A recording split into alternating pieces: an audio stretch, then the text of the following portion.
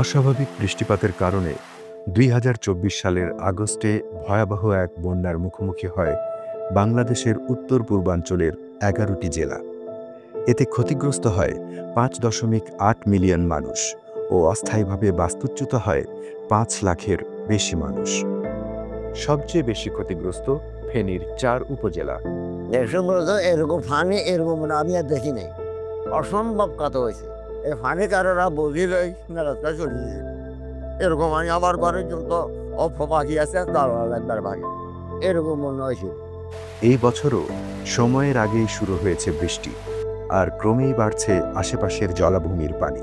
আর জলবায়ু পরিবর্তন নিয়ে মানুষের মনে আশঙ্কাও বাড়ছে। সবসময় বই পুস্তকে পড়তাম ছোটোবেলার থেকে আষাঢ় মাসে বৃষ্টি হয়, এখন দেখতেছি আষাঢ় মাসের আগেই বৃষ্টি হয়ে যায়।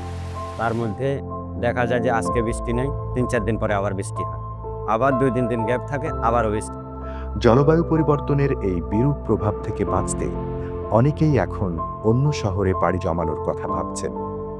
যত বন্যার পরে আমাদের খুব খারাপ অবস্থা যাচ্ছে। আমরা ফ্যামিলিতে ৫ জন সদস্য, আমার হাজবেন্ড শুধু ইনকাম করে, হাজবেন্ডের যে ইনকাম করে এগুলো দিয়ে আমরা চলতে পারি না। আমার ৩টা ছোট ছোট বাচ্চা আছে। এখন চাইতেছি নিজেও কিছু করার জন্য, যদি এরকম কোনো সই আসে তাহলে আমি ঢাকাতে বা ঢাকা থেকে চলে যাই, কোনো কাজ করতে চাই, নিজেও কিছু টাকা পয়সা ইনকাম করতে চাই বাচ্চাদেরকে নিয়ে ভালোভাবে চলার জন্য।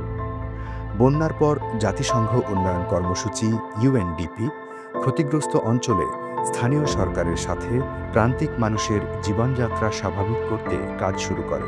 এর আওতায় বাড়িঘর পুনর্গঠন এবং প্রয়োজনীয় প্রশিক্ষণের মাধ্যমে দুর্যোগ ব্যবস্থাপনা ব্যবস্থাকে আরও শক্তিশালী করার কাজ করা হয়। আমরা আসলে বন্যার পরে এখন ভালো আছি। ইউএনডিপিকে অসংখ্য ধন্যবাদ। আমরা এখন ঘর দুয়ার দিছি, ইউএনডিপি আমাদের টাকা দিছি, আমরা স্বামী সন্তান নিয়ে অনেক ভালো আছি। আমরা কাজ শুরুর আগে যখন এখানে আসি, যোগাযোগ ব্যবস্থার অবস্থা খুব খারাপ ছিল। এখন যোগাযোগ ব্যবস্থা কিছুটা ভালো হয়েছে, বেনিফিশিয়ারিরও কিছু কাজ করতেছি, কিন্তু এখনো অনেক কাজের সুযোগ এখানে আছে। সবথেকে বেশি ভালো লেগেছে যে ইউএনডিপি যে একটি বড় ধরনের একটা সাপোর্ট করেছে, বিশেষ করে হাউস হোল্ড ম্যাটেরিয়াল ক্রয় এবং ঘর মেরামতের যে কাজে যে সাপোর্টটা দিয়েছে, এটি অসাধারণ এক কথায়। তো এত বড় একটি দুর্যোগের পরে ইউএনডিপি যেভাবে এগিয়ে এসছে, আমরা আশা করি যে ভবিষ্যতেও তারা আমাদেরকে এই সাপোর্ট দিবে। আর এভাবেই আমরা বাংলাদেশে যে কোনো দুর্যোগ মোকাবিলা এবং দুর্যোগ পরবর্তী পরিস্থিতি থেকে দ্রুত পুনরুদ্ধারের জন্য কাজ করে আসছি।